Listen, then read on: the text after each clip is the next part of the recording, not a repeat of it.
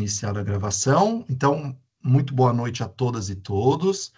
Muito bom estar aqui com vocês. Esse é o nosso quarto e último encontro do curso Leitura Literária na Escola.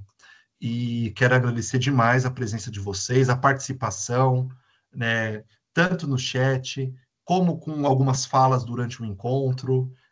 2 horas passam muito rápido, e esse curso é uma continuidade de um ciclo de formação que o professor Fernando Rodrigues começou conosco no ano passado. É um querido parceiro que tem feito muitas ações conjuntas conosco, tanto para o Projeto AEL como para a Sala de Leitura, e um grande pesquisador, né, do campo da história da leitura e da literatura, e o mais importante do que tudo isso é que é uma pessoa muito querida, muito acessível, e quem teve a oportunidade de conhecê-lo somente agora nessa formação teve a chance de comprovar isso que eu estou falando, e como é bom ter pessoas que contribuem para a nossa prática, que têm um conhecimento da nossa rede, que isso é também muito importante, e então está sendo muito legal essa formação. Então, para não perdermos muito tempo, fico à disposição, vou estar aqui no chat a aula inteira, para caso tenha dúvidas sobre o próprio curso, ou alguma questão mais pontual, mas eu quero passar a bola para o Fernando. Já estamos com bastante gente, a maioria já conseguiu entrar no encontro, então, boa noite, Fernando. Olá, Samir, boa noite. Queria agradecer, primeiro, a paciência, coitado do Samir. Ele me escreve, às vezes eu lembro no fim do dia, falar, ai, não responde o Samir. Não é descaso, o Samir sabe disso, né, Samir? Você, com certeza. Como todos nós, né? Acho que, enfim, todo mundo, a gente parece que está engolido, né, pelo trabalho, todo mundo, enfim. Mas tem sido momentos de muito aprendizado para mim também, né? Acho que a experiência desses encontros, de poder, enfim, ouvir as pessoas que atuam na rede, né? De alguma forma poder ir conhecendo, né, as pessoas, né, que se manifestam pelo chat, que, enfim, mandam seus comentários, abrem o áudio, falam, alguns abrem a câmera, então a gente acaba conhecendo visualmente, digamos assim. Eu vou dizer que eu gosto muito, viu, de ver a câmera aberta, porque eu tenho a sensação de que eu sempre tenho a sensação de que estou falando com vocês, porque eu vejo o chat muito movimentado. Mas é sempre bom quando a gente materializa visualmente, né, as pessoas com as quais a gente está falando, e não é cobrança nenhuma para ninguém abrir a câmera, é só para dizer, porque às vezes Hoje, eu então, encontro, vai abrir mesmo. às vezes eu encontro as pessoas em algum lugar e aí eu reconheço, assim. Eu não sei às vezes de onde é, eu não lembro o nome, mas eu falo, Oi, já vi. Fernando. Estou com o meu microfone aberto. Nossa câmera hoje não vai abrir de jeito nenhum, porque ela não está deixando abrir. Olha, que triste. Eu vou Eu dizer que até me preparei para abrir a câmera hoje. Ó, Elisane, você sabe que da hora que eu tô aqui, o Samir tá falando, eu já caí e voltei 2 vezes. Eu já Eu me descobri, eu acho que o preparei para Teams. abrir a câmera, porque eu fiquei pensando no último dia que você falou. Eu falei, vou me preparar, porque às vezes a gente está tão descabelada. Não, vamos Você ficar aqui sabe que eu melhor. entrei aqui, eu tava arrumando meu cabelo, que eu falei, meu Deus, vai parecer que eu saí, que eu tava dormindo e vindo ao encontro. Não, eu tô Hoje a descabelado e é de câmera não. trabalho. Eu estou tentando abrir a minha e ela não está deixando. Eu acho que o Teams tem uma plataforma, uma interface mais pesada, porque É, semana passada eu precisei dar uma outra formação que não tinha nada a ver com a prefeitura, era do Vera Cruz. E eu caí a cada 15 minutos, assim, como eu fiquei com vocês na semana passada. E eu acho que é por isso o Teams é um pouco mais pesado a interface, e talvez também por isso as câmeras, pelo quantitativo de pessoas, ele segure. Mas fique tranquila, Elisane, assim, enfim, estamos aqui. eu sei que é assim, e o Teams tem uma coisa que eu não vejo os meus slides sendo projetados. Então, hoje eu fiz bem pouquinhos slides, eu quero um pouco instigar vocês a falarem mais, né, do que vocês já falam, e quero um pouco falar sobre... É o nosso último encontro, enfim, vou fazer um apelo para o Samir de novo, que se houver a possibilidade em algum momento na rede da gente fazer um encontro presencial, formações presenciais, eu vou gostar muito, porque eu sempre gosto muito de estar presencialmente. Eu vou fazer uma correção da semana passada, o Samir já deve ter feito isso, mas Eu tinha falado semana passada desse livro, que eu fiquei o tempo todo falando Vidas Roubadas, e era Mundos Roubados, por isso que ninguém achava o livro. Então, hoje eu achei o livro antes, procurei, falei, deixa eu mostrar o livro certinho. O meu tá com uma etiquetona aqui. Tem essa etiqueta aqui, tá? Essa etiqueta é porque eu conheci esse livro numa situação muito peculiar. Esse livro era para vir pelo lote, pela coleção do PNBE, o último PNBE que o governo federal compraria, que era o PNBE dos ensino médio. Esse PNBE nunca foi comprado, ele foi avaliado, o acervo foi escolhido, mas infelizmente esse acervo não chegou. E esse livro era um dos livros que integraria o acervo. Então, por isso o meu tem etiqueta, porque ele era parte desse processo, né? Enfim, que nós fizemos análise, avaliação das obras. Então, eu trouxe aqui hoje para todo mundo materializar a capa do Mundos Roubados, do Lloyd Jones, que é um escritor neozelandês, que eu acho que vocês vão gostar, enfim, né? É um livro que eu gostei muito quando eu li, e acho que é um livro que vale muito a pena. E hoje eu trouxe coisas assim, mais infantis, mais adultos, mais juvenis, porque quero um pouco compartilhar com vocês algumas reflexões para a gente encerrar os nossos 4 encontros, mas não necessariamente encerrar a nossa interlocução. Vou projetar os slides, tá, Samira? Aí você depois me diga se está aparecendo, se está tudo certinho. Eu vou mandar o slide hoje para o Samir, porque eu prometi de mandar para ele no mesmo dia da semana passada, eu mandei hoje, viu? Não foi culpa dele, ele não recebeu de mim antes de hoje. Ele me cobrou 2 vezes. Eu falei, ai, Samir, vou mandar. Eu falei, vou mandar já já. No já já, eu esqueci, fui para uma reunião 2 dias adiantado. Esse é o meu nível, eu fui para uma reunião adiantada. E aí, enfim, mas aí tinha outra reunião, fui emendando e acabei mandando para o Samir super em cima da hora. Hoje, para a gente fechar o nosso encontro, a ideia é que a gente pense um pouquinho sobre práticas de leitura literária e mediação. Obviamente, eu estou falando de um conjunto de coisas que não são novidades para vocês, em múltiplos sentidos. Primeiro, porque vocês estão, né, em sala de aula e a todo momento participando de formações que ampliam o repertório de vocês como professoras, como professores, como mediadoras de leitura, né, seja na AEL, seja na sala de leitura, seja em outros espaços que vocês atuam. Mas a ideia hoje é um pouco sistematizar, assim, a gente fechar um pouquinho dessas reflexões que nós fizemos nesses 4 encontros, pensando que a gente começou lá, né, parece que faz tanto tempo, mas nem foi tanto assim. A gente começou pensando sobre o que era qualidade literária, né, o que era qualidade em literatura para crianças e jovens.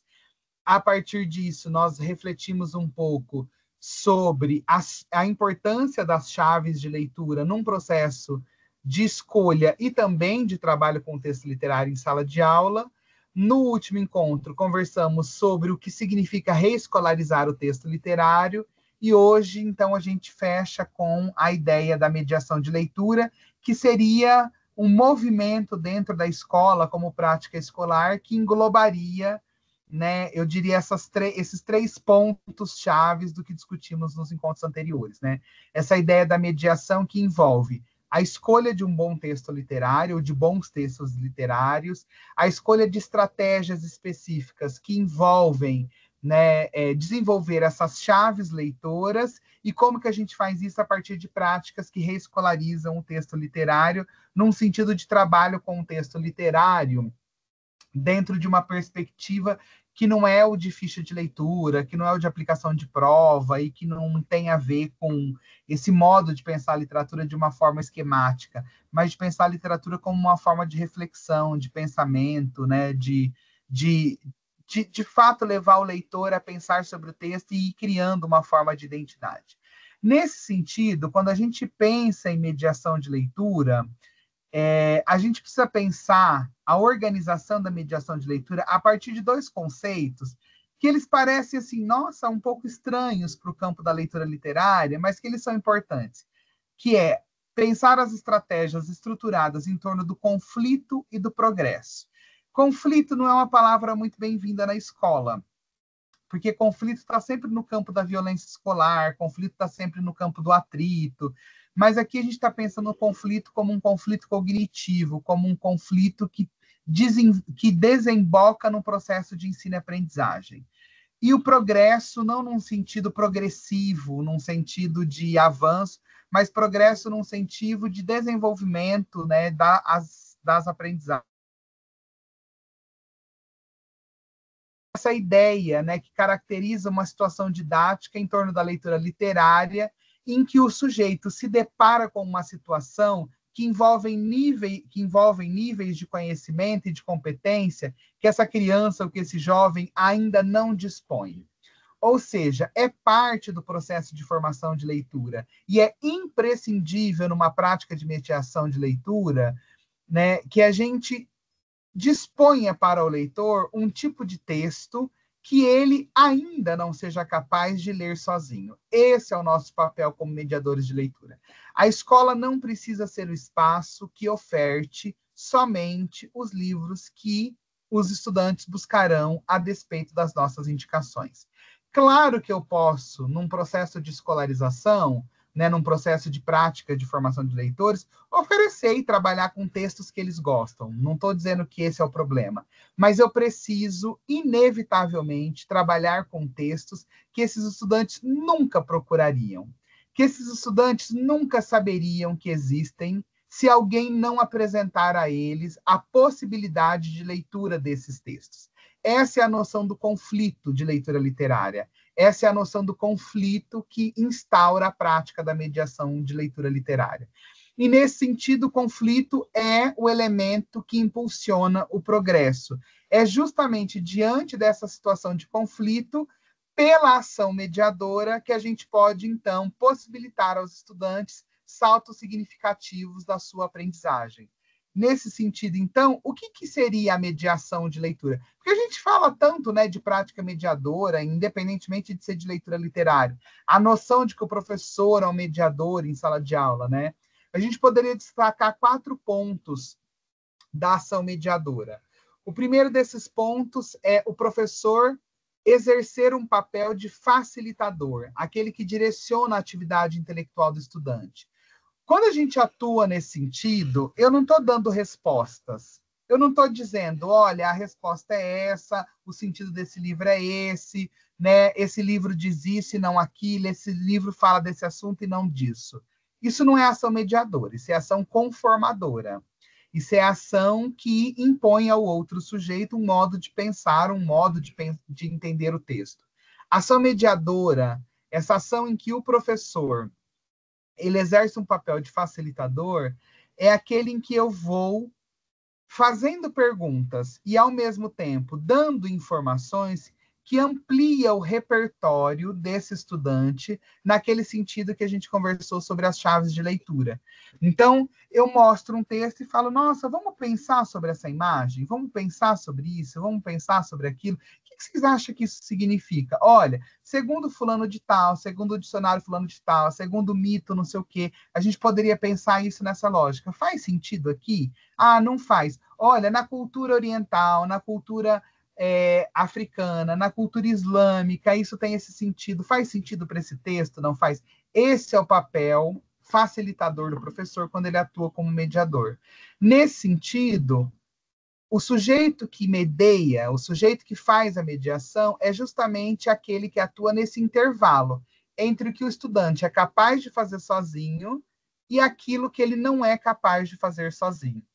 O estudante é capaz de ler o texto sozinho e de, obviamente, compreender um conjunto de coisas, mas há outras que ele não é capaz de compreender sozinho. Há outras que ele não é capaz de pensar sozinho. E é nesses lugares que o professor entra e ele não dá resposta. Ele dá caminhos, ele dá informações, ele dá ideias para que este estudante possa, então, fazer isso, né? Ele desenvolver a sua própria leitura. Por isso, é a partir do repertório pessoal de cada um, das informações que cada um dispõe, que a gente oferece novas chaves de leitura que ampliam esse repertório, né? Eu não vou desconsiderar o que o Samir sabe, eu não vou desconsiderar o que a Elisane sabe, mas é a partir do que eles já têm, eu vou dar outras informações, porque eles vão juntar. Por isso, a leitura do Samir sempre será a leitura do Samir. A leitura da Elisane sempre será a leitura da Elisane, mesmo que eu ofereça novas chaves de leitura.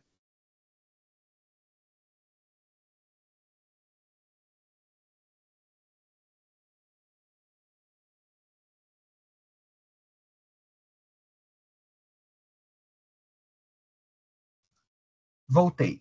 Voltou. Vou dizendo que eu estava numa situação em sala de aula, conversando com os estudantes do curso de pedagogia, a gente estava conversando sobre um texto literário, discutindo, e aí eu fui falando, olha, gente, vamos pensar sobre isso. E aí um estudante falou, nossa, agora olhando, eu fiquei pensando, eu não vou lembrar agora o nome do livro, ele falou, mas isso me lembra eu não sei nem se só vou falar o nome certo, mas é Yin e Yang, enfim, a coisa da cultura oriental, que é aquele símbolo do o branco e o preto, que faz o símbolo do... Ai, meu Deus, esqueci o nome. Tem uma explicação mais adequada para isso. Alguém lembrar, pode pôr aqui no chat. Mas, enfim. E aí, quando alguém colocou isso mesmo. Quando ele explicou isso, eu falei, nossa, eu nunca pensei nisso. Faz todo sentido. Por que nunca fez sentido para mim? Por que eu nunca fiz essa associação? Porque eu não dispunha desse repertório cultural, portanto, eu não dispunha desta outra chave de leitura.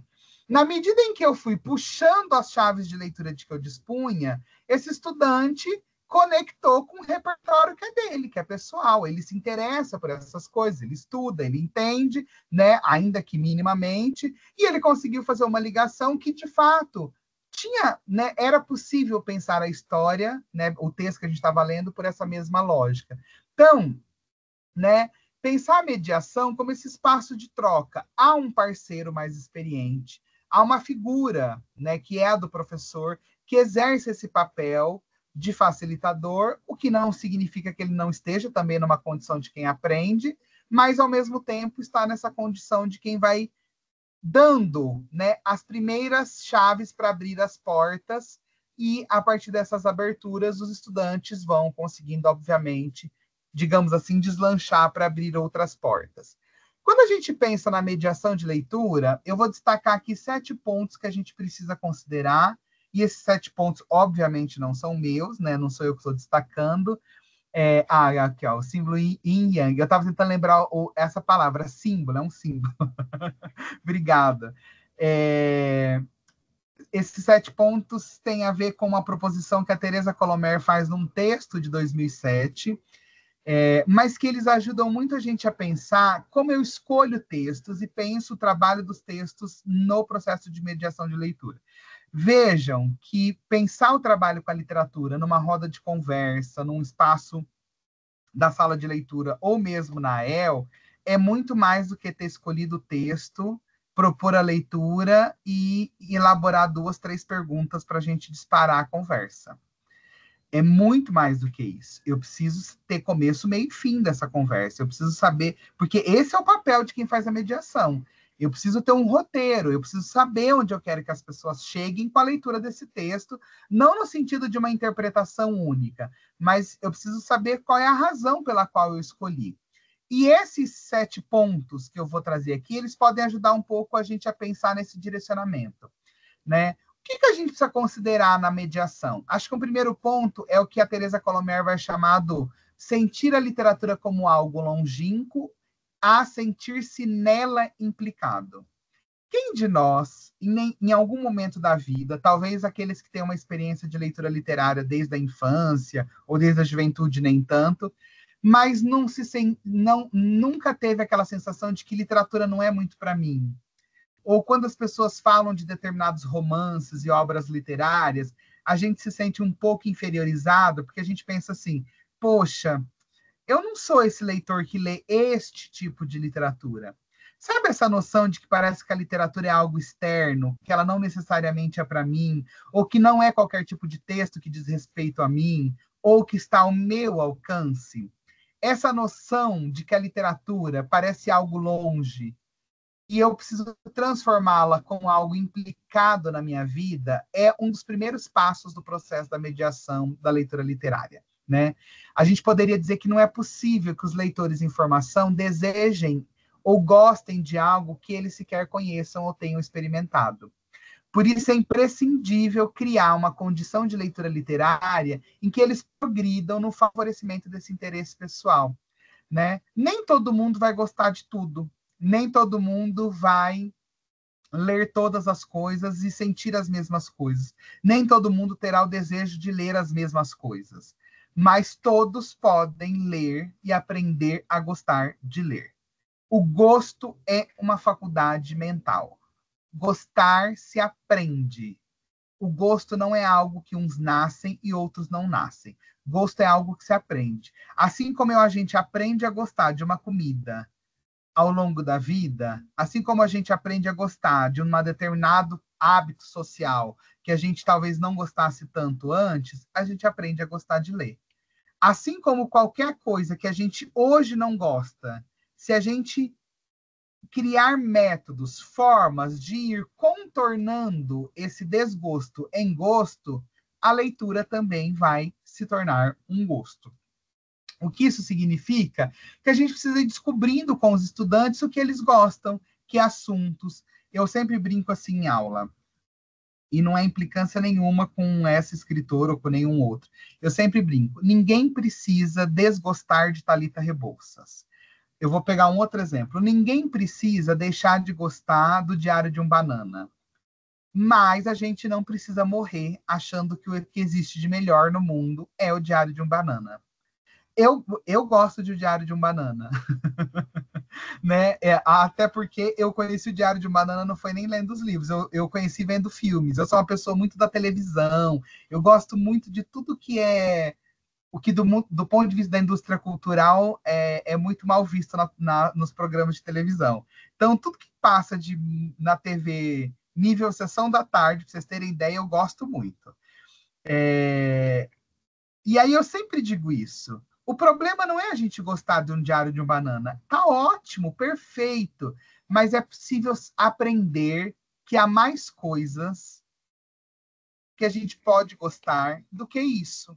Há coisas que podem nos impactar de uma maneira tão profunda, né, que este tipo de leitura não vai chegar nesse nível. E tá tudo bem, porque ela não se propõe a isso mesmo. Mas há outras leituras que vão se propor a isso, e que se eu não aprender a gostar delas, é isso mesmo, eu vou passar uma vida dizendo, eu não gosto desse tipo de leitura. Mas não é porque eu não gosto, eu não aprendi a gostar desse tipo de leitura. Nesse sentido, a gente precisa avançar para um segundo ponto, que é desse domínio mais incipiente, de um nível de habilidade leitora, para um nível mais amplo de habilidade leitora. Ou seja, como que o texto, a literatura, ela apresenta um tipo de escrita que demanda de nós um progresso no modo de se apropriar desta leitura literária.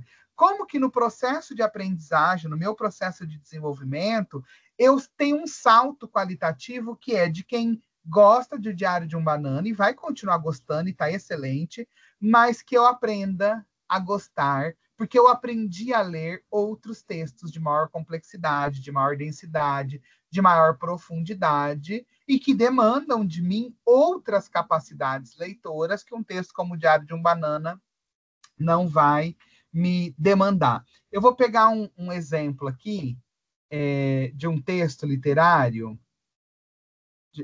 Eu marquei. Gente, eu sou muito péssimo. Eu marquei o poema e desmarquei. Na hora que eu peguei o livro, eu abri e tirei a marcação. Espera aí que eu vou achar de novo. Eu quero ler para vocês um haikai. Só um minutinho, desculpem. Desculpa, viu, Samir, pela minha desorganização constante. Porque, claro, que eu não sei qual era a página do haikai, né? Na hora que eu abri, caiu o negócio que eu tinha posto para marcar. Ai, que saco. Peraí.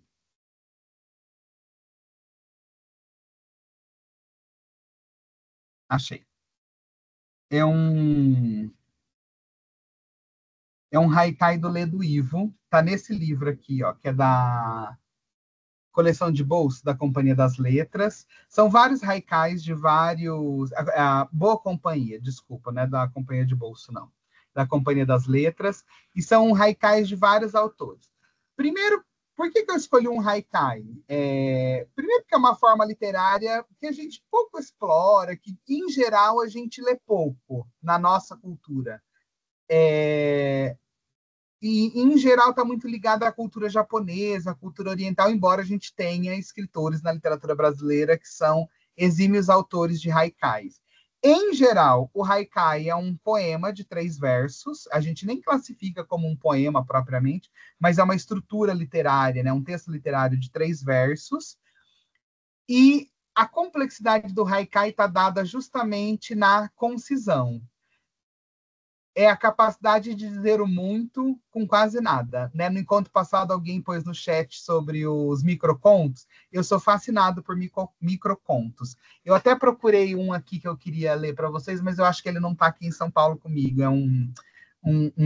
São alguns microcontos da Ana Maria Chia, que é uma escritora argentina. E aí eu vou ler para vocês A Verdade da Noite, do Ledo Ivo. No copo d'água, a dentadura postiça, o riso no aquário. Toda vez que eu leio esse e outros haikais, mas eu estou propondo aqui a leitura desse para vocês, eu fico pensando na profundidade desses 3 versinhos tão pequenininhos de dizer tantas coisas. Obviamente, para um leitor mais inexperiente, ou para um leitor com menos referências, e eu nem estou me colocando nesse lugar de leitor muito experiente, não. Esse é um tipo de leitura muito mais densa, muito mais complexa, que exige dele um conjunto de outras abstrações e reflexões, que a probabilidade dele ler e não entender, e, portanto, não gostar, é imensa se eu não fizer a adequação de mediação de leitura. Se eu não fizer uma mediação, adequada de leitura. Né? Quando eu penso, né, A Verdade da Noite, o título já por si já cria um contraponto do próprio haikai, né? No copo d'água, a dentadura postiça, o riso no aquário. E aí eu fico imaginando como é possível a gente ver beleza e poesia numa cena que, em geral, na cultura na nossa sociedade, não é uma cena das mais agradáveis ou vista socialmente como das mais agradáveis, né? Ela é uma cena, na verdade, que remete a uma série de outras coisas, né? Alguém colocou aqui... não deu tempo de eu ver, deixa eu abrir o chat. A Elisane colocou: o texto remete à morte para mim. Faz sentido, Elisane, né? Eu estou dizendo faz sentido porque ele pode remeter a isso e a uma série de outras coisas, né? Ele pode remeter a esse processo do fim da vida, ele pode remeter a essa ideia de que toda felicidade pode ser postiça, ou não, ele pode remeter à ideia do inverso. Quer dizer, a gente poderia pensar várias coisas, discutirmos inúmeras coisas sobre esse poema, tão denso, tão complexo, escrito com 3 versos tão pequenos e tão simplórios do ponto de vista da composição, mas tão complexos do ponto de vista da potencialidade, do ponto de vista do modo como ele pode nos levar a pensar sobre coisas, sobre questões. Esse é o domínio que a gente precisa fazer com que o estudante avance no processo de mediação de leitura. Nesse sentido, desse conhecimento mais implícito das convenções, ele precisa ir para um conhecimento mais explícito das convenções, ou seja, o conhecimento e a utilização de um vocabulário literário mais especializado são fundamentais, né? A gente, em geral, acaba desconsiderando no processo de educação literária de que dominar determinados conceitos literários é dispensável, como se a noção de conceito ela por si só não servisse. O conceito por si só não serve mesmo, mas uma vez que eu entendo o conceito, ele faz diferença na medida em que eu avanço no meu processo como leitor. Então, entender minimamente de estruturas literárias, de formas de narrativas, de como se caracteriza essa narrativa, o que implica uma forma de narrar ou outra forma de narrar, o que é um foco narrativo, o que significa a mudança de foco narrativo. Saber nominar essas coisas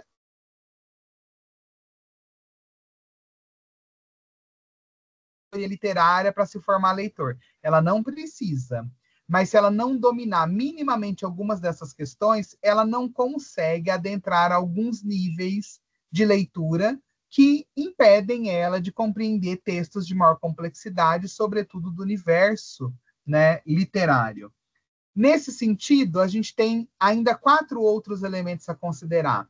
A identificação por certos temas, assuntos, gêneros literários, E é isso mesmo, tem gente que gosta de alguns assuntos e não gosta de outros. E aí isso tem a ver com gosto pessoal. É preciso considerar isso nas práticas de mediação. É preciso ir equilibrando. Olha, nem para um, nem para o outro. Mas ir mudando, né, as escolhas literárias para atender os diferentes públicos.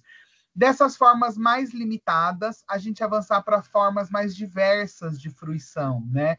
Então, eu posso partir da análise de um texto só verbal, como é o caso de um haikai, eu posso ir para um texto verbo visual, para um texto só visual. Como que eu vou ampliando essas formas de fruição da literatura, pensando as múltiplas formas que a literatura se apresenta? E, ao mesmo tempo, pensar essa interpretação mais literal para interpretações mais complexas, né? Como que eu saio de um texto de uma leitura mais superficial, né? Essa leitura que eu fico só nessa camada mais aparente, como diria o Antônio Cândido, e adentro essa camada mais complexa, mais densa do próprio texto. Nesse sentido, a gente pode ir de uma recepção mais descontextualizada, que é essa que eu leio sem contextualizar, sem saber o porquê eu escolhi o livro, pensando em leituras e escolhas mais politizadas, mais selecionadas a partir de critérios mais específicos, selecionadas a partir de coisas que nos motivam de modos mais pontuais. Para a gente pensar um pouco sobre isso, eu escolhi hoje ler para vocês alguns textos que, para a gente pensar um pouquinho em conjunto, pode ser? O primeiro deles é um texto desse livro que eu comentei semana passada, que eu disse que eu gosto muito. E aí vocês vão entender o porquê também que eu escolhi ele, porque depois eu vou voltar um pouquinho nessa discussão. Não sei se alguém chegou e ir atrás desse livro, conseguiu acesso. Eu comentei na semana passada, é um livro sobre contos de amor, né? Chama O Casamento da Lua, Contos de Amor. São textos, um conto do Machado de Assis, um do Lima Barreto, um do Vinícius de Moraes, um da Lígia Fagundes Telles, um do Milton Ratum, um do Daniel Galera e um do Paulo Mendes Campos. Eu quero ler para vocês justamente o poema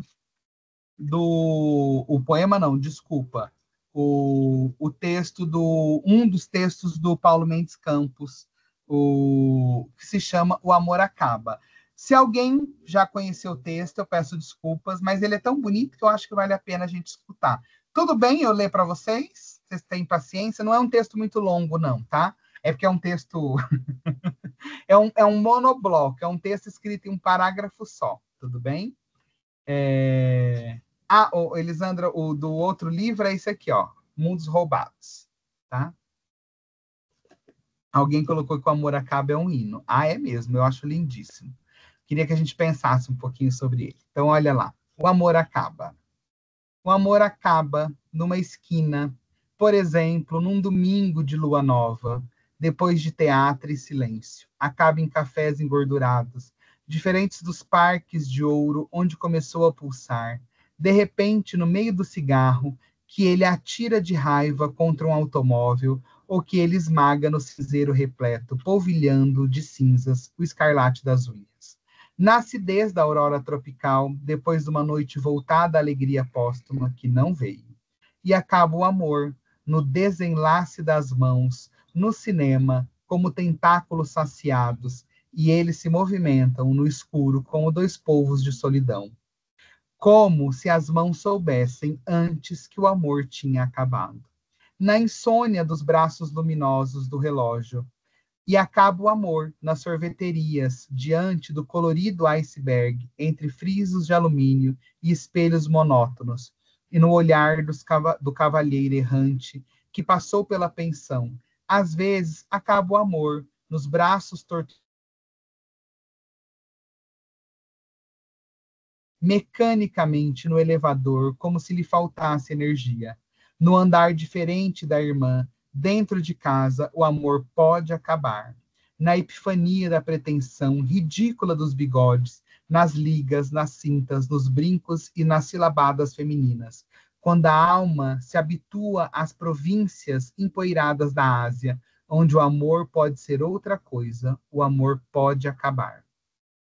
Na compulsão da simplicidade, simplesmente, no sábado, depois de 3 goles mornos de gin, à beira da piscina, no filho tantas vezes semeado, às vezes vingado por alguns dias, mas que nunca floresceu, abrindo parágrafos de ódio inexplicado entre o pólen e o gineceu de duas flores, que aparentemente, refrigerados, atapetados, aturdidos de delicadezas, onde há mais encanto que desejo, o amor acaba, na poeira que vertem os crepúsculos, caindo imperceptível no beijo de ir e vir, em salas esmaltadas com sangue, suor e desespero, nos roteiros do tédio, para o tédio, na barca, no trem, no ônibus, ida e volta de nada para nada. Em cavernas de sala e quarto conjugados, o amor se eriça e se acaba. No inferno, o amor não começa. Na usura, o amor se dissolve. Em Brasília, o amor pode virar pó. No Rio, frivolidade. Em Belo Horizonte, remorso. Em São Paulo, dinheiro. Uma carta que chegou depois, o amor acaba. Uma carta que chegou antes, o amor acaba. A descontrolada fantasia da libido às vezes acaba na mesma música que começou, com o mesmo drink diante dos mesmos cisnes, e mesmo às vezes acaba em ouro e diamante, desculpa, dispersado entre astros e acaba nas encruzilhadas de Paris, Londres e Nova York, no coração que se dilata e quebra, e o médico sentencia imprestável para o amor.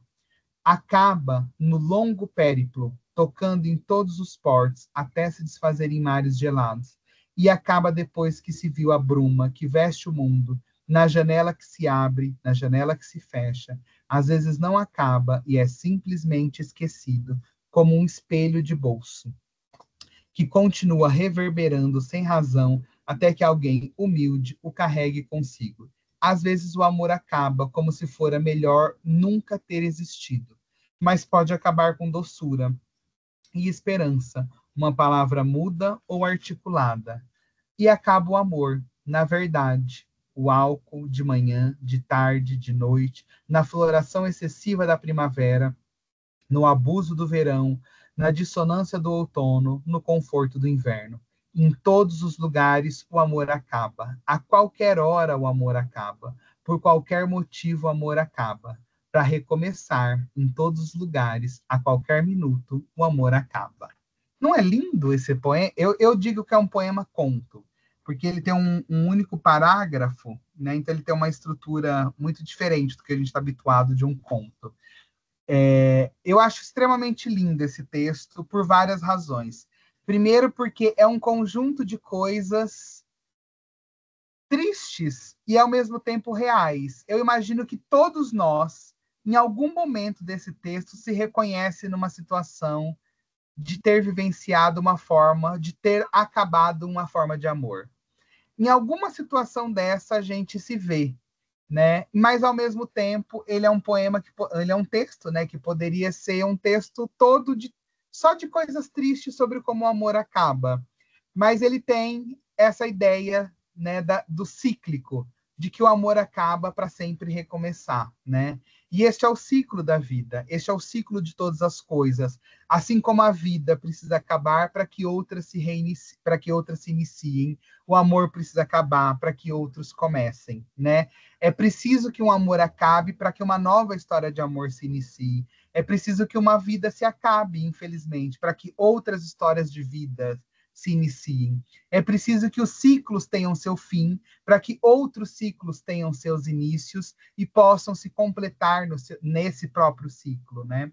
Essa é a beleza de olhar as coisas pela literatura, né? Essa é a leveza, essa é ao mesmo tempo a dureza, mas essa é ao mesmo tempo a forma, né, com a qual a gente pode escolher ver o mundo e pensar sobre o mundo, pela lente da literatura, pelo modo como a literatura nos faz sentir, pensar, agir e querer as coisas, mesmo quando elas nem são possíveis de serem acessadas por nós, desse ponto de vista, né, de como a literatura nos instiga e nos faz pensar. Nesse sentido, eu fiquei pensando que outras formas de mediação de leitura, elas podem fazer parte das nossas vivências e elas podem se reverberar em outras formas de literatura. Eu trouxe um outro livro que eu sei que é muito conhecido de vocês, que é do André Neves, que é o Obrigado, e que eu acho que esse livro do André Neves é o símbolo de uma forma de escrita de literatura que mostra como a literatura ela é uma mediadora na nossa própria forma, né, de pensar o texto literário. Esse livro do André Neves são poemas que ele escreveu, em alguma medida agradecendo poetas que fizeram diferença na vida dele como leitor de literatura. E aí eu escolhi ler para vocês aqui alguns desses poemas que o André Neves escreveu, vou mostrar as ilustrações. Então, ele faz uma dedicatória, né? Na verdade, ele parte de uma epígrafe do Ferreira Goulart, que é uma fala, é um curso que o Ferreira Goulart deu, está disponível na internet, vocês conseguem assistir pelo YouTube, e que num dos momentos o Ferreira Goulart vai dizer: a arte existe porque a vida não basta. E isso por si só já daria aqui um curso para a gente ficar pensando, né? Como que a gente precisa da arte de um modo geral, e a literatura é uma delas, porque a vida não é suficiente para que a gente possa viver tudo que a gente gostaria, tudo que a gente deveria, né? E aí vou ler para vocês alguns dos poemas que o André Neves escreveu, né, de uma forma muito bonita, e como que a própria literatura também se tornou a forma de expressão dele, né, de gratidão em relação ao papel que a literatura tem na vida dele. Se Hilda inventasse versos em noites de lua cheia, dançaria ao relento entre lobisomens e cães negros. Perdida na madrugada, a farejar insônias, seria ela 1000 vezes bruxa. Esse é o poema que ele escreve, essa ilustração, é o poema que ele escreve em homenagem a Hilda Hilst. Vou ler um outro para vocês, de que eu gosto bastante. Vou ler para vocês o que ele escreveu para o Cruz e Souza. Pode ser? Se Souza fosse palavra rápida e precisa, em um poema perigoso, categórico e rigoroso, resgataria, na força e no grito, decisório e resolutivo, resistência às amarras.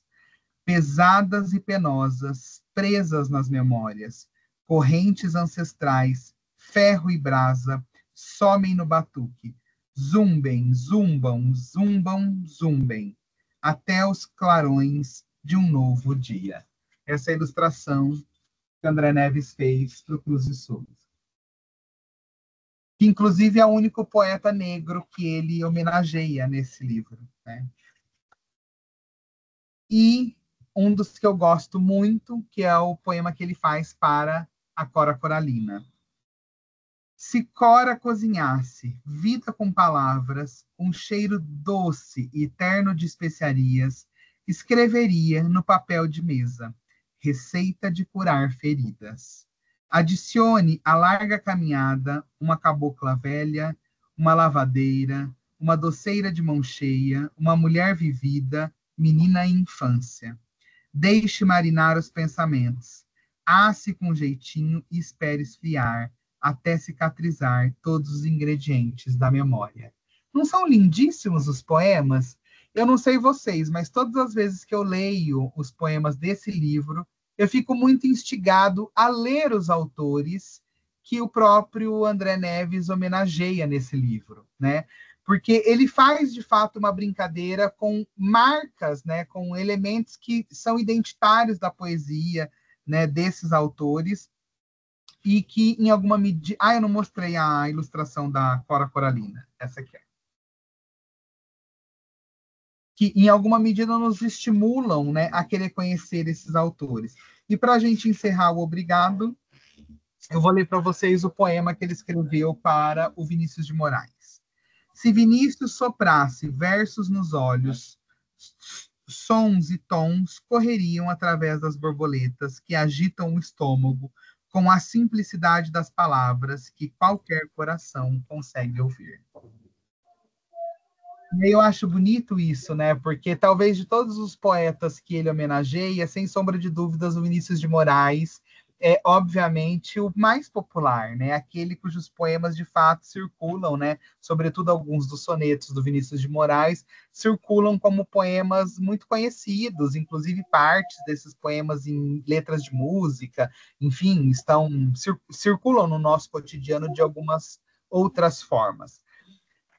Para a gente caminhar não para o fim do nosso encontro, mas para essa projeção aqui que eu fiz para vocês, eu queria que a gente pensasse, agora eu queria ouvir vocês.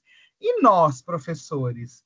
Qual é a nossa biblioteca vivida? Porque até agora a gente conversou, né, nesses 3 encontros anteriores sobre como a gente atua como mediador de leitura ou pensa as práticas de leitura literária, trabalhando isso com os estudantes. Mas e como nós, professores, nos alimentamos como leitores da literatura? Como que nós, né, construímos aquilo que a gente chama no campo das histórias de leituras, as nossas bibliotecas vividas? Que bibliotecas nós estamos vivendo? Quais são as bibliotecas do Samir? Quais são as bibliotecas da Elisane? São bibliotecas próprias. Eu posso ter lido os mesmos livros que o Samir. A minha biblioteca nunca será a mesma que a biblioteca do Samir, né? Atuar didaticamente em favor da formação do gosto pela leitura literária não é suficiente só eu saber falar sobre leitura literária. É preciso mostrar nas relações de práticas de leitura a minha vivência como leitor, né?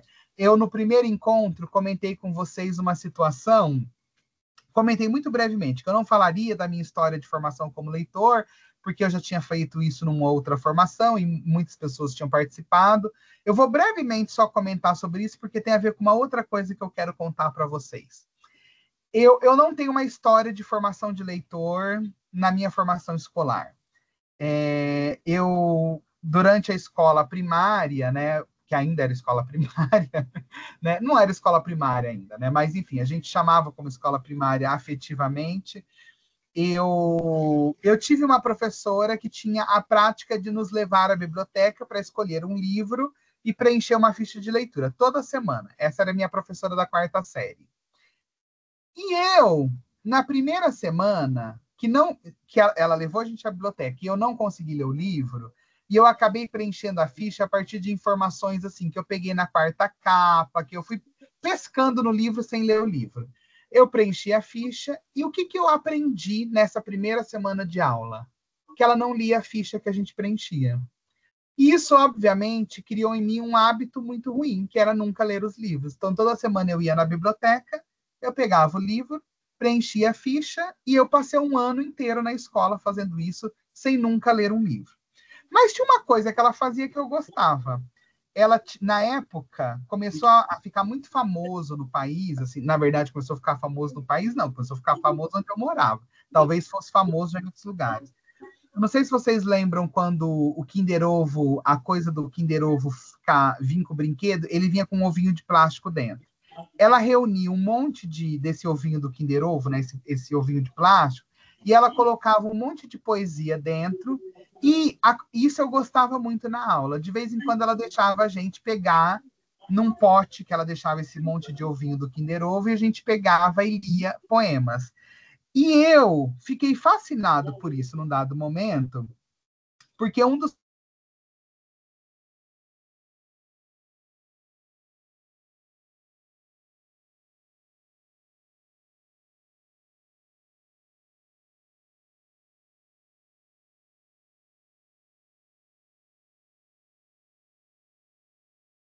Travou, gente, mas vamos aguardar que a tendência é voltar. Das outras vezes que aconteceu isso, voltou rápido. Voltou. eu tava falando dos ovinhos Isso. do Kinder Ovo, que a professora colocava os poemas. Um dia eu peguei para ler, o poema era o Eco, da Cecília Meirelles.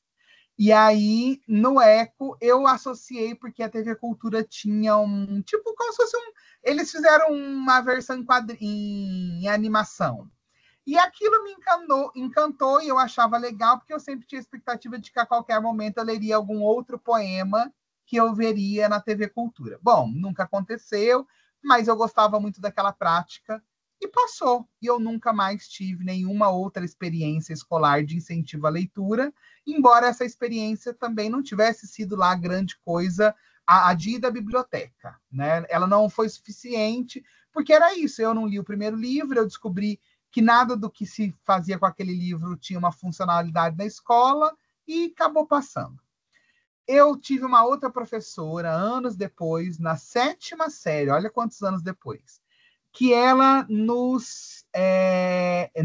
terceiro bimestre, ela aplicava uma prova de leitura literária. E aí era obrigada a ler um livro. E eu me vi em apuros, porque eu nunca tinha lido um livro inteiro na vida. E aí eu falei, nossa, como que eu vou fazer? E aí eu tentei ler vários livros. Eu vou dizer para vocês alguns nomes, que vocês vão reconhecer. Eu tentei ler A Fantástica Fábrica de Chocolate, eu achei um porre de chato. Achei cansativo, história chata. Até porque eu já conheci o filme, porque tinha uma versão antiga do filme, não é esse do Johnny Depp. Então eu achava chata a história, porque eu já conhecia, e o livro cansativo. Mas é porque não era o livro que era chato, eu que não tinha o hábito de ler. Eu tentei ler Garra de Campeão, da série Vagalume, que eu achei mais chato ainda.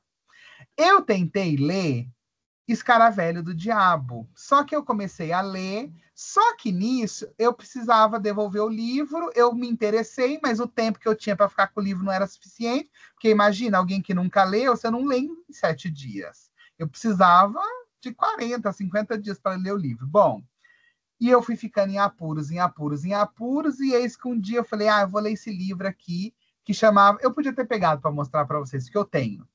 O Menino do Dedo Verde. É um livro de um escritor francês, é um clássico da literatura infantil francesa.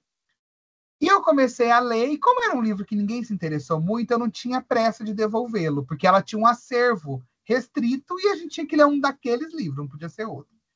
E eu me encantei pelo Menino do Dedo Verde, e eu fui me interessando, e fui lendo o Menino do Dedo Verde. Eu acho que eu me encantei menos pela história do Menino do Dedo Verde. Eu me encantei mais pela... Sabe aquela sensação do eu fui capaz de ler um livro? Eu sou capaz de fazer isso? E com isso eu decidi ler um segundo livro, que é um livro do Júlio Emílio Brás, Enquanto Houver Vida Viverei, que é um protagonista que contrai HIV. E aí eu fiquei muito impactado com essa história. Imagina eu ali no meu auge dos 12 anos de idade, ler um livro com essa temática, mas é uma história belíssima, assim. Talvez hoje, se eu relesse, eu teria outra impressão, enfim, mas para aquele momento foi uma história que me mobilizou muito. Mas essa foi a única situação. Eu tive um incentivo de leitura de livro para fazer uma prova. E a professora em si, ela aplicou a prova e não tinha muito mais do que isso, era só realizar a prova. Eu terminei a escolarização, né? Terminei o ensino médio, e eu sempre tive vontade de fazer, eu sempre quis ser professor. E eu tinha 2 opções, professor de português ou de física. E aí eu escolhi ser professor de português, porque era o que era mais possível, né? Das disponibilidades de curso próximo da onde eu morava. E aí eu descobri, primeiro, que na faculdade de letras, que a gente não estudava gramática. Essa foi minha primeira decepção. Meu segundo, nem foi decepção a segunda, foi desespero.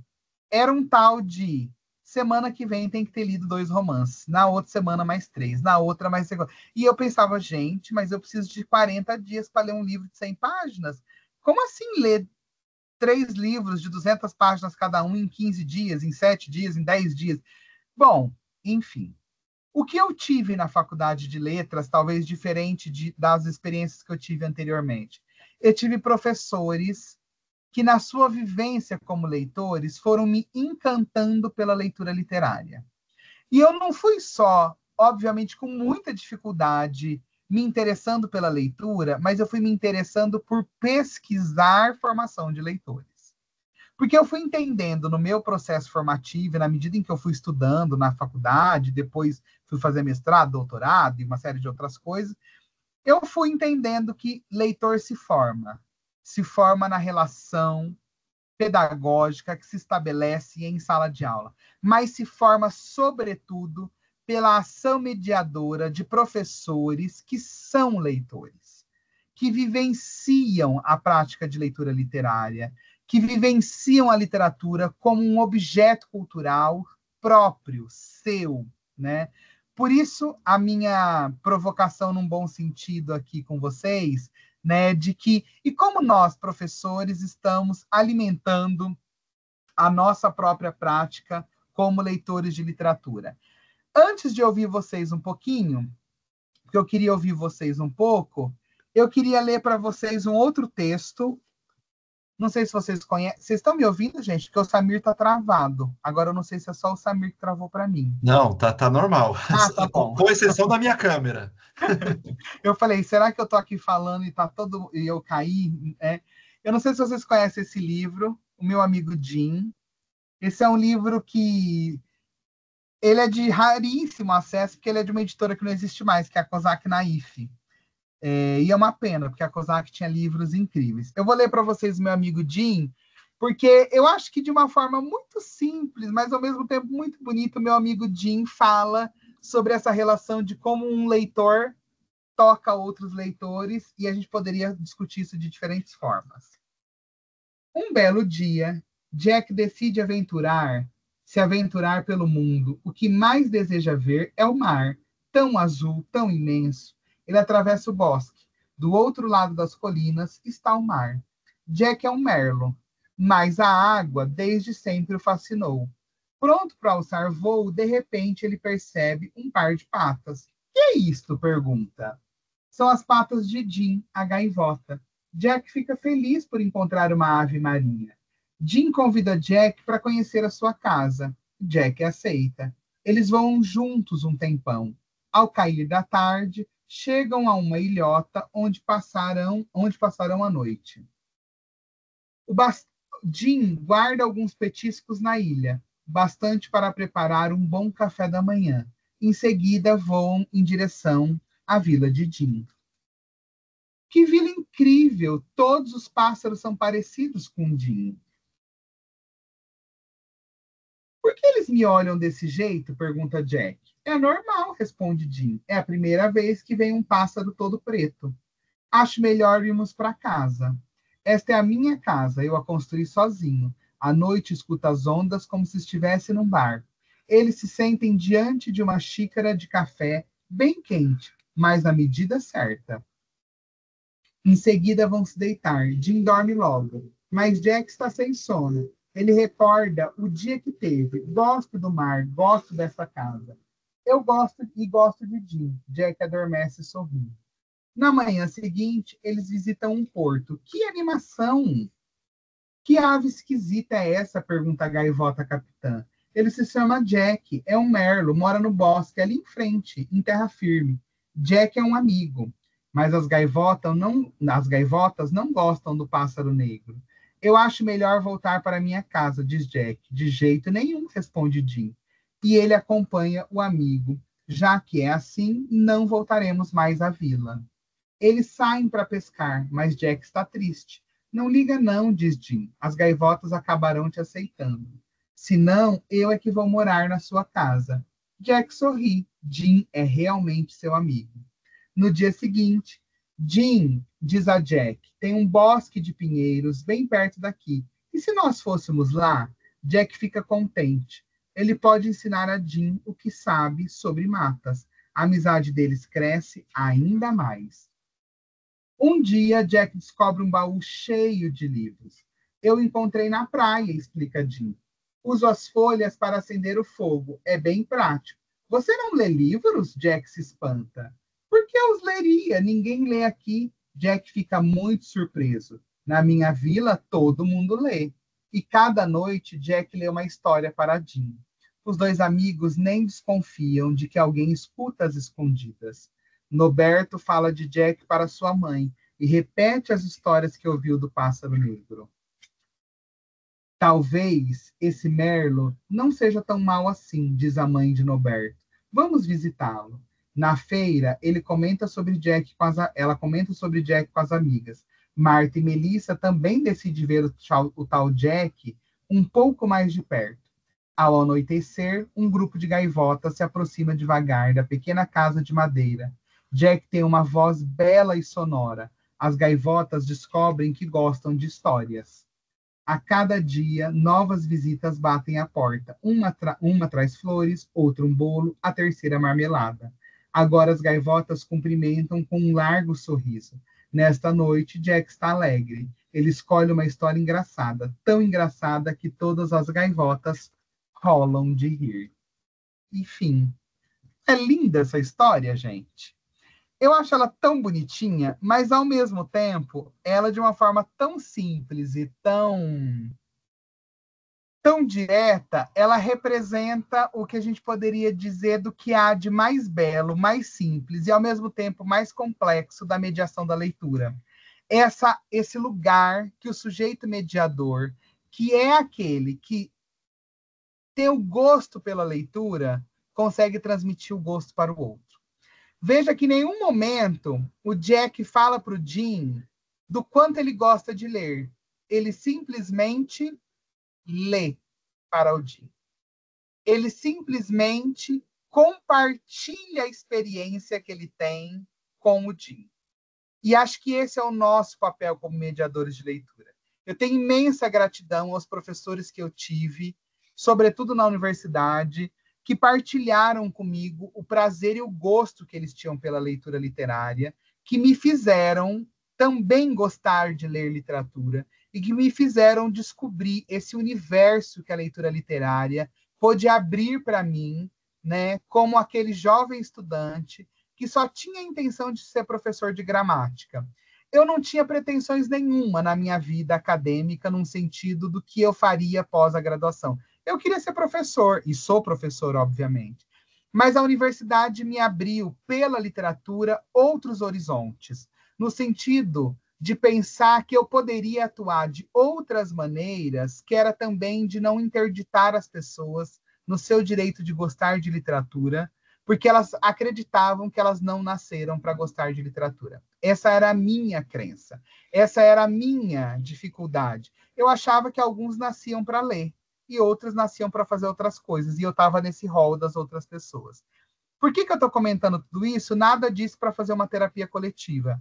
É para dizer que semana retrasada, desculpa, eu estive em Belo Horizonte numa reunião. E eu acho que nunca falei aqui, né, Samir? Nem sei se o Samir sabe. Eu fui professor da UFMG antes de ser professor da Unifesp. Meu primeiro concurso em Universidade Federal é na UFMG. E quando eu estive na UFMG como professor, eu dava aula de alfabetização e letramento no curso de pedagogia da UFMG. E aí, o que eu fazia?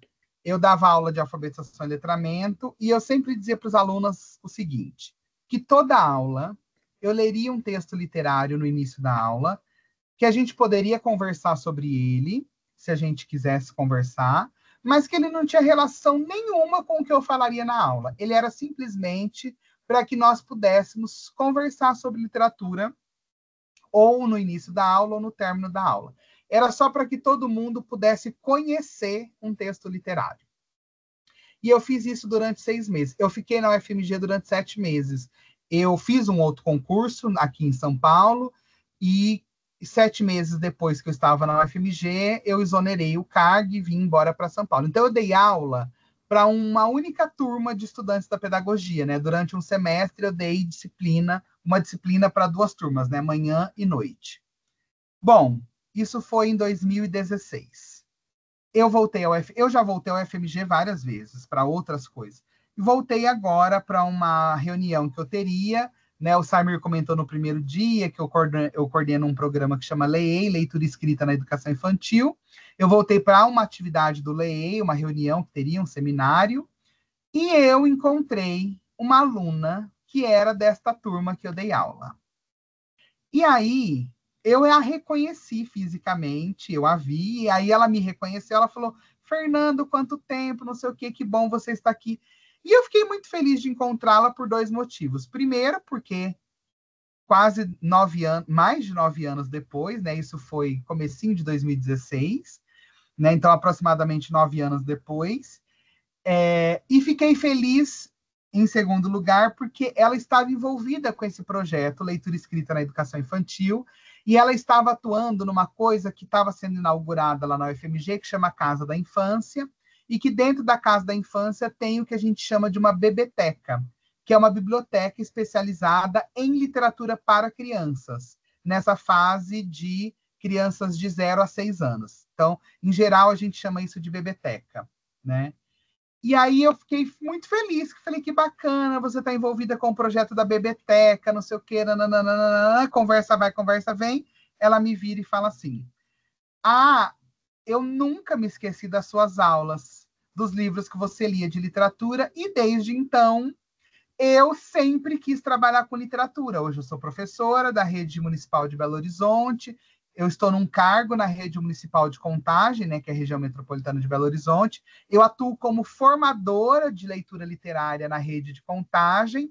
Então, eu desempenho um trabalho aqui na UFMG, na biblioteca, né, um trabalho de extensão, digamos assim, né? E aí ela foi mencionando alguns dos livros que eu li, que obviamente eu não lembrava que tinha lido naquela ocasião. Veja, eu estudo, pesquiso e falo de leitura há anos. E naquele momento eu pensei assim, nossa, eu nunca imaginei que ler literatura na sala de aula para 45 estudantes do curso de pedagogia, em algum momento, eu não estou dizendo que fui eu que formei ela a leitura, obviamente não foi, né? Obviamente isso a marcou num conjunto de uma série de outras coisas, mas teve uma importância para ela, né? Teve uma importância no sentido como teve o Jack ler para o Jim. É como esse movimento que a gente vai propagando a literatura, ele vai se alastrando como uma rede positiva de formação de sujeitos, né? E aí eu fiquei pensando, olha, que bom que eu tive professores que liam literatura para mim nas minhas aulas, que bom que eu me inspirei neles e fiz isso ao ler para os meus estudantes, que bom que eu tive estudantes que hoje são profissionais de educação, que atuam como formadores e fazem as mesmas coisas, ou melhor que eu, né? Fazem coisas melhores do que eu, nesse sentido, tem ideias melhores do que eu e tem práticas melhores do que eu, né? Alguém colocou, é tipo pirâmide, é um esquema de pirâmide mesmo, né? Mas essa pirâmide a gente não perde. A gente perde dinheiro porque livro é caro e a gente é. Eu vi que alguém colocou aqui que o livro do Jim tá caríssimo no sebo. É porque tudo que é da Kozak Naif é caríssimo, porque são livros dificílimos de encontrar, né? Mas eu posso digitalizar e mandar em PDF se alguém quiser ler o PDF. Não precisa comprar o de R$ 309. Eu vi o preço, viu? A hora que vocês escreveram. Né? É um esquema de pirâmide que leva a gente à falência, mas leva a gente à falência por um bom motivo, com livros, né? A gente não está comprando só Rinodê, a gente não está fazendo esse tipo de coisa, né? Fiquei pensando e refletindo sobre essa importância de nós, professores, nos formarmos leitores. E por isso a minha pergunta, provocação aqui para vocês. E queria, se alguém quiser falar, comentar alguma coisa, ou o próprio Samir, enfim, não se sinta obrigado, viu, Samir, a falar, porque se você tiver que falar em toda a formação que você faz a mediação, você está lascado, né? Haja história para você contar em todas as situações. Mas queria um pouco ouvir vocês nesse sentido, né? Assim, de como que vocês se viram nesse lugar de quem forma leitores, porque a sala de leitura não é um lugar, né? O AEL não é um lugar tranquilo nesse sentido, são espaços de cobrança, né? Como qualquer espaço da escola é, né? E em que medida, né, vocês se veem nesse lugar que forma outros leitores, mas que se formam a si mesmo, né? Que alimentam a própria necessidade de ler literatura. Vai lá, Ellen, fique à vontade. Não, só queria falar de um trabalho que nós fizemos com mediação de leitura. A minha escola fica do lado de uma creche e de uma EMEI, e minha filha estuda nessa creche. E aí, o ano passado, nós fizemos com a AEL mediação de leitura com a creche. Então, os alunos da AEL foram lá no SEI fazer mediação de leitura, inclusive para bebezinho, assim, foi a escola inteira veio na mediação. E foi um movimento muito legal, assim, tanto para os alunos nossos, quanto para os de lá, e a integração entre as duas escolas. E aí depois nós fizemos isso na EMEI e numa outra EMEI. E aí esse ano elas já cobraram. Falaram, quando que é a mediação? Quando que vocês vão vir ler para os pequenos? Porque eles já estão empolgados. E nisso tiveram outros trabalhos, se desdobrou, né, na parceria, principalmente com o SEI. E assim, o meu encantamento pela mediação de leitura começou quando eu estava na sala de leitura. E aí, em uma das formações foi o Beto, e ele trouxe a mediação de leitura e eu achei aquilo tão encantador, ainda mais um aluno poder ler para outro. E aí, a partir daquilo, eu sempre dou um jeito de fazer uma mediação de alguma forma com as crianças, assim. E é um trabalho delicioso. Muito legal, Ellen. Obrigado, viu, por partilhar com a gente. Roberta? Vocês estão me ouvindo? Estão me ouvindo? Opa. Sim, estamos te ouvindo. Eu, Então, pelo menos, tá. estou. Tá, ótimo. Boa noite, gente. Então, eu vou falar, sim, eu sou leitora. Acho que quando o Eduardo, o professor da sala de leitura, saiu e falou você tem que ir para a sala de leitura, ele acertou.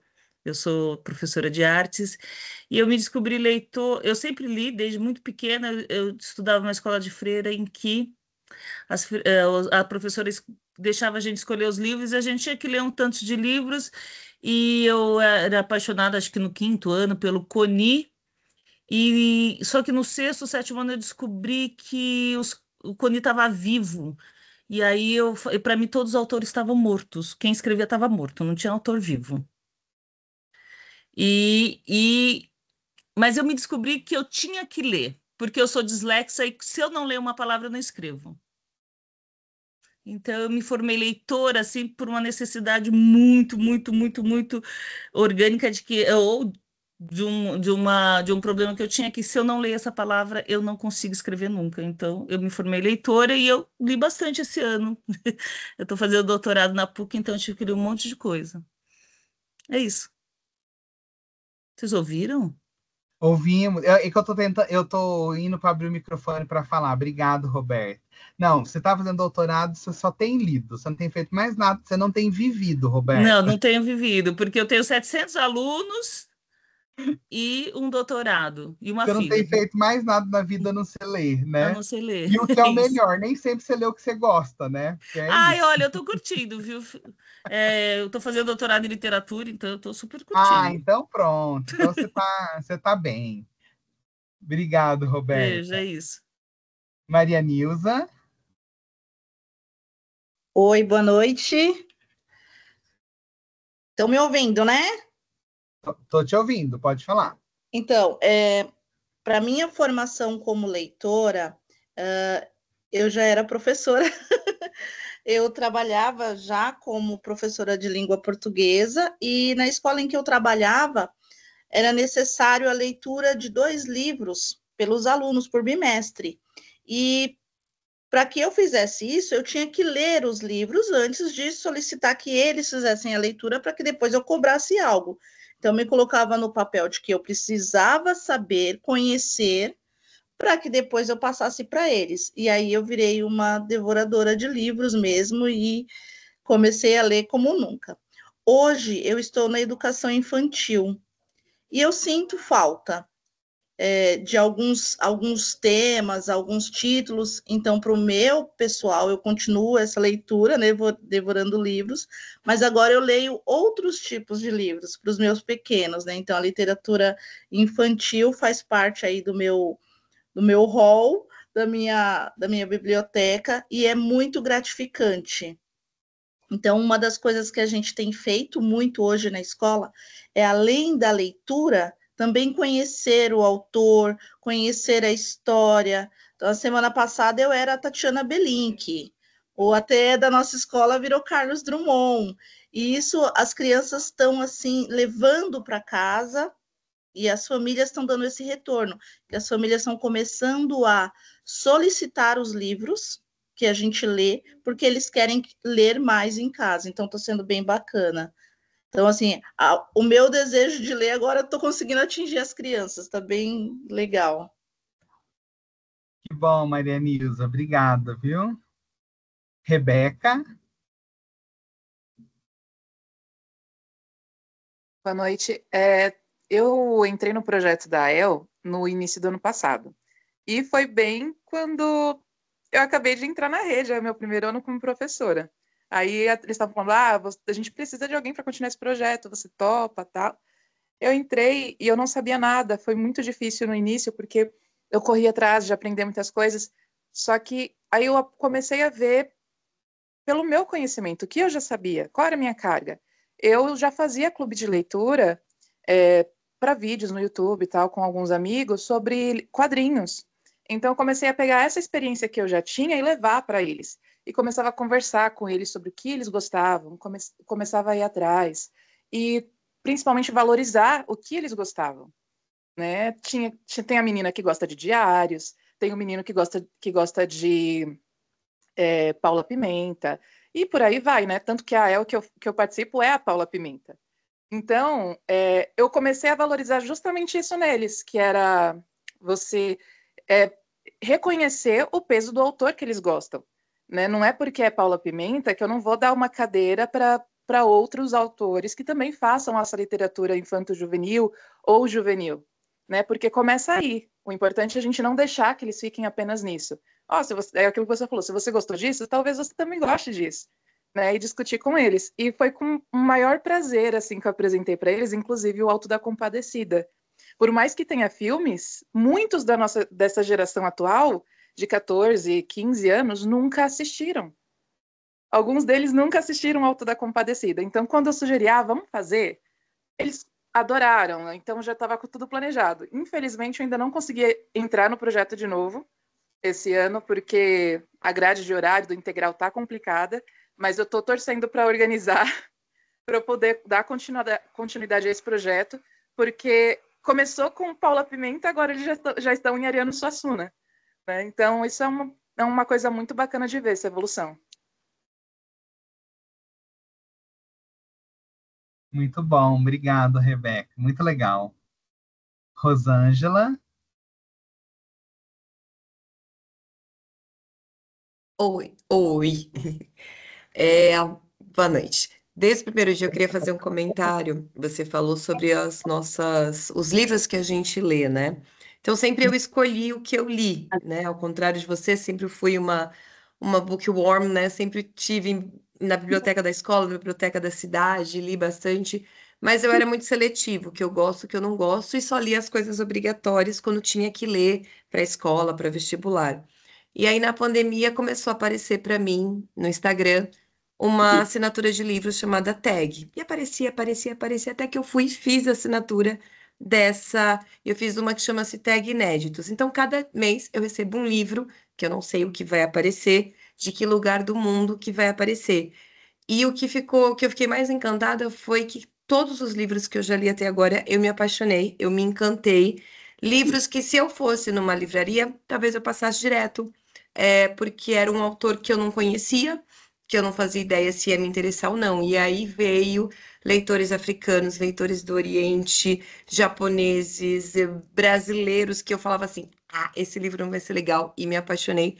Então, é isso que eu queria falar, que às vezes a gente realmente tem aquela coisa de escolher muito o que a gente quer ler, e de repente, quando vem algo de presente, você se surpreende e acaba se encantando.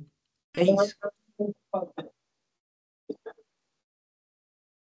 Muito legal. Podia ter comentado já desde o primeiro dia, Rosângela. É que no momento que você falou, eu falei, vou comentar. Aí já engraçou, acho Não que é alguém isso. comentou antes. Eu sempre digo, não pode dar espaço para professor, que a gente dá Pois espaço para é. ninguém. Mas valeu, Obrigado, consegui falar agora, compartilhei, estou feliz. Não, tá ótimo. Isso é o importante. Sim. Liana? Não foram convocados. O atual campeão da Libertadores precisa antes ter. Carla, seu áudio está aberto, só para te avisar, tá? Não sei se está sem querer, às vezes vaza algum áudio. Boa noite. Agora, você, Liana, boa noite. Tudo bem? Queria dar um depoimento assim sobre a minha trajetória com a leitura, porque eu acredito sinceramente que a leitura foi o que salvou minha vida, de verdade, porque eu era assim uma aluna terrível, terrível, era o pesadelo dos professores. Sempre fui desde o primeiro ano até sair lá no ensino fundamental. Eu cabulava a aula, eu reprovei 2 anos porque não ia para a escola, eu brigava com os professores, eu discutia, eu ia para a diretoria, minha mãe é chamada todo direto na escola. Hoje estou pagando meus pecados, tá? Mas eu gostava de ler, eu gostava muito de ler. Eu já estudava na prefeitura e eu já tinha sala de leitura, e a aula de leitura era o momento em que eu entrava na sala de leitura e ficava o tempo todo mexendo nas prateleiras, eu levava livro. Então, eu lia muito, né? Eu gostava muito de ler.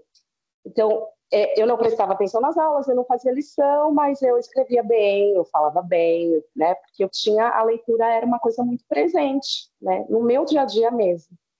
E eu acho que foi eu ter esse hábito, né, da leitura, de eu gostar de ler, que depois, mais tarde, né, depois com um pouquinho mais de maturidade, consciência, que eu consegui encaminhar a minha vida para algo positivo. Tá? Eu me lembro que eu fui estudar de noite, comecei a trabalhar para estudar de noite. Eu tenho várias lembranças assim de professores em algum momento me vendo quieta e chega, mas você está lendo, né? Porque eles ficavam até espantados, porque como que essa menina que não para quieta, eu não parava, gente, era uma coisa assim. Então, como que essa menina está lendo? Então, eu tenho várias lembranças assim desses espantos dos professores, né, em relação ao meu hábito de ler ali. E eu me lembro de, no ensino médio, eu estudava de noite, e aí eu estava numa aula de geografia, e o professor estava passando algumas coisas na lousa lá para a gente copiar, e ele tinha um livro na mesa que eu pedi para olhar, e era até um livro do Zola, eu não me lembro qual que era o título, mas era um livro do Émile Zola. E aí eu comecei a ler e tal, e mergulhei ali na leitura, daqui a pouco a aula já estava passando, e aí eu falei, nossa, professor, eu nem copiei a atividade. Ele falou, não, pode continuar lendo, né, porque ele ali viu mais importância no que eu estava fazendo ali do que na própria matéria que ele estava passando. E depois disso eu também procurei sempre ter ficha em biblioteca, então eu procurava bibliotecas, então foi algo que, na minha vida, foi fundamental.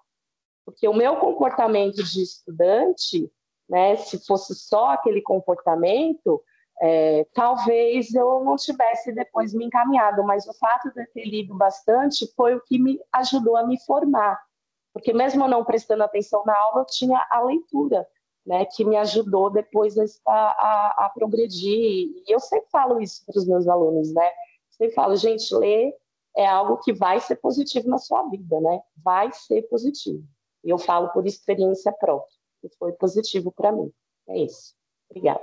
Muito bom, Liana. Obrigado por compartilhar com a gente. Jardec? Vou abrir aqui a câmera e o microfone. Olá, gente. Boa noite. Boa noite. Falar um pouco assim da minha experiência, né? Eu sou meio preguiçoso para ler, eu tenho uma certa dificuldade, tenho sono. Até hoje ainda tenho um tanto disso. Mas assim, na infância eu gostava muito de histórias em quadrinhos, né? E eu lembro assim que a gente morava na cidade no interior do Pará, eu sou paraense, e aí eu gostava de ficar lendo em cima da mangueira, então eu subia pro pé de manga e ficava lá lendo, não via o dia passar. Mais para frente eu comecei a ler aqueles livros do gênero enrola desenrola, que nossa, eu achava aquilo o máximo, porque hoje a gente fala muito em interatividade, né?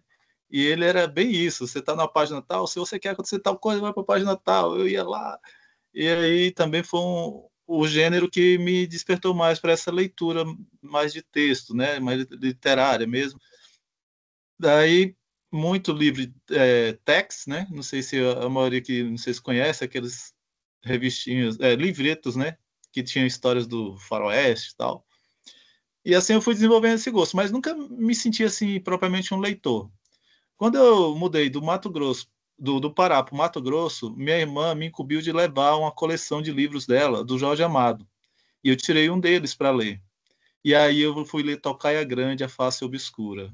Esse livro é o que assim realmente mexeu, me deu o gosto, né? Hoje eu sou historiador e todo bimestre eu peço para os meus alunos, eu insiro dentro do contexto das aulas um livro que tem a ver com o período que a gente está estudando. Então, recentemente a gente estava vendo os Iluministas, eu pedi para eles lerem Cândido Otimismo do Voltaire, que é uma bíblia, né? Mas tem as versões mais diet, né? Para a criançada, né?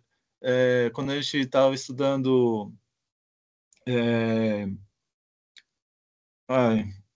escapou agora aqui.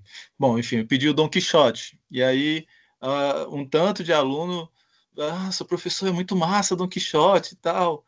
E eu venho fazendo essa prática, assim. Hoje eu estou numa escola em que eu sou módulo, né? Tenho 12 aulas, fico com 13 de módulo, e eu procuro ficar acompanhando o professor da sala de leitura lá, estou auxiliando a organizar o acervo e participando das aulas com ele também, está sendo bem gratificante, assim. Estou gostando tanto do curso, está desenvolvendo mais esse gosto pela leitura para mim, e é bom, assim, a gente aprender um pouco mais de teoria, não que a teoria, ela alimenta o gosto, né? Eu sinto que saber do que eu estou falando para mim faz bem. E é isso. Grato aí pela oportunidade do curso. Obrigado, Jardel. Eu fui ali atrás porque você falou dessa relação de pensar contexto histórico com contexto literário, que eu achei que era ele ali pela lombada, mas não é. Mas era um livro que é de um escritor... Ai, Afonso Cruz, ele é português. Agora eu estou na dúvida se é Afonso, mas é Cruz o sobrenome. Acho que é Afonso. Que é sobre... Ele faz uma relação com o capital e tem a ver com a questão da Revolução Industrial. Aí eu ia mostrar, mas depois eu acho e mando para o Samir o título. É só porque a hora que você falou dessas relações entre tempo histórico e literatura, é um texto, obviamente, super contemporâneo, mas que faz essa brincadeira com um tempo histórico que tem a ver com o Capital do Marx e com a Revolução Industrial, enfim, é um texto bacana, super interessante, assim, principalmente para esse público juvenil, assim. Era por isso que eu fui ali para trás. Obrigado, Jardec. Eu vou propor que a gente encerre na Carla, só para a gente não passar do horário, tudo bem? Porque eu queria, antes da gente encerrar, ler um último texto literário para vocês, pode ser? Então, a gente vai ouvir a Kátia, a Elisane e a Laura. A Carla fala como a última de hoje, pode ser? Então, Kátia.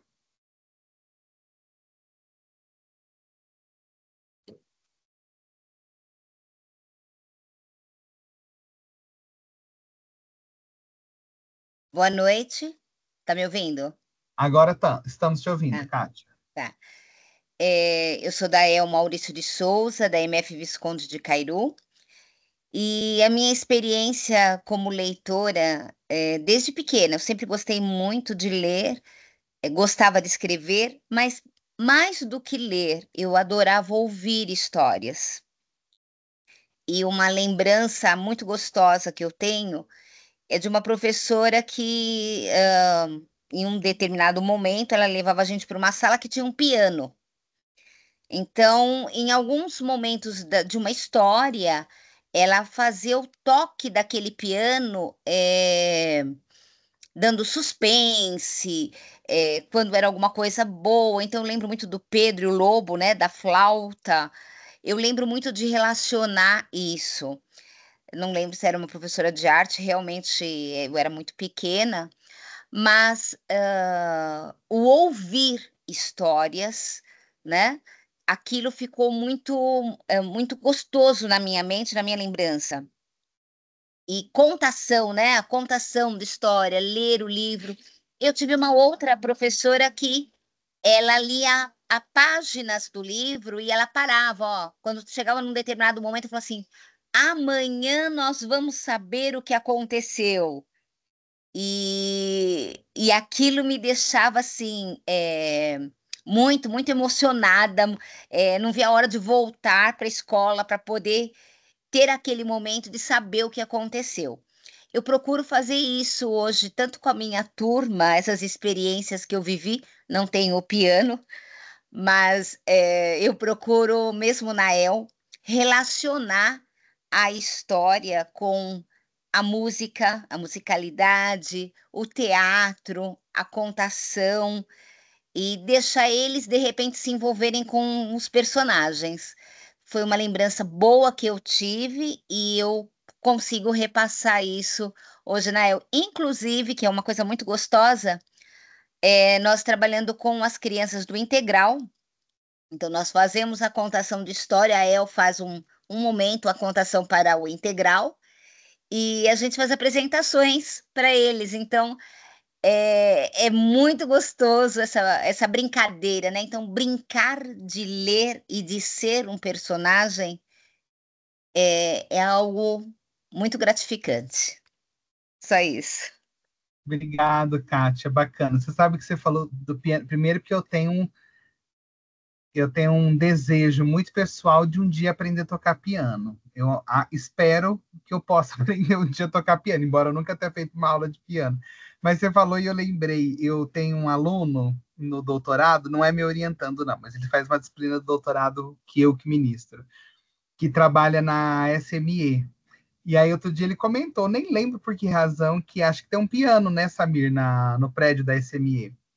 E aí ele falou que ele acha muito engraçado, porque tem uma funcionária, uma prestadora de serviço terceirizado da parte da limpeza que toca piano no horário de intervalo do almoço dela. Todo dia. Todo Oi? dia. Todo Todo dia. dia ela toca. E aí a gente estava comentando na aula sobre essas coisas, e eu falei assim, nossa, gente, é um privilégio saber ter quem toca piano. Imagina uma professora, né, associar piano e literatura, né? Acho isso muito divertido. Ele é ligado à EJA, Samir. Esse é um aluno de doutorado da nossa linha, mas não é meu Tiago, eu livro, conheço né, ele. Já estou de outra sabendo já da professora. história. Tiago. Elisane. Eu quero começar só a primeira estrofe do poema Lucros e Perdas, da Cora Coralina. Eu nasci num tempo antigo, muito velho, muito velhinho, velhíssimo. O meu contato com a literatura, ele vai se dar depois que eu já estava com mais ou menos uns 10 anos de idade, mas eu aprendi a ler antes de aprender a escrever. E eu me lembro que eu era muito pequenininha e a professora Margarida, ela me levava de sala em sala, numa cidadezinha do interior da Bahia, chamada Itororó, para que eu lesse para os meninos mais velhos. Porque eu mal estava alfabetizada, mas eu sabia ler. E eu lia tudo que vinha pela frente. Porque era escasso, não tinha tantos livros assim à nossa disposição. E o livro que marca a minha vida, eu não sei se alguém conhece, se chama Cazuza, de Viriato Corrêa. E daí eu não parei mais. Então, assim, até hoje, às vezes a minha família ri, porque contam histórias de como eu me escondia para ler quando era criança. E ainda hoje, de vez em quando, meu marido fala assim, cadê você?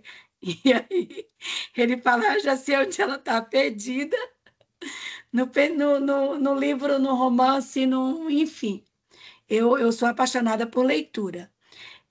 Hoje, já quase no final da carreira, né? Sou professora alfabetizadora, amo, amo, amo alfabetizar, mas hoje estou na sala de leitura, e aí eu tenho um canal de leitura no YouTube também. Eu procuro fazer um formato que a criança veja o livro, não aquela coisa corrida, cheia de iluminação, mas que eles sintam essa leveza que a leitura traz. E aí eu brinco que eu tenho meus seguidores. E os meus seguidores, eles falam assim, a minha mãe gosta de colocar o seu canal na hora de dormir, porque você começa a ler e daqui a pouco está todo mundo dormindo. E aí eu fico muito feliz, porque quando você se propõe a ler para uma criança, que essa criança relaxa a ponto de dormir, aí é o meu auge na sala de leitura. Quando eles gritam, não sei quem dormiu, eu falo, deixa, porque a leitura fez isso com a criança, de relaxar, de trazê-lo para o imaginário a ponto de que ele relaxa a ponto de dormir. Tá? E aí eu vou fazer um merchan, se alguém quiser conhecer o meu canal, se chama Canal Sala de Leitura, tá? E olha, Fernando, foi muito, muito, muito lindo esse curso, viu? E obrigada, Samir, por nos proporcionar cursos assim. Obrigada. Elisane, coloca no chat o canal lá para a gente seguir. Tá bom. Viu? Posso Fazendo colocar, favor. Sim. Obrigado por partilhar com a gente. Laura? Boa noite. Eu não estou me vendo, vocês estão me vendo? Ah, sim, agora sim. Tudo bem, Fernando, Samir, pessoal? Assim, eu não me tornei leitora no Fundamental 1 nem 2, eu me tornei leitora na faculdade. Eu me descobri amante de livros ali, Eu descobri Machado de Assis ali, eu descobri esses autores que eu adoro. Saramago descobri faz pouco tempo, acho que uns 4, mais que isso, talvez uns 6, 7 anos.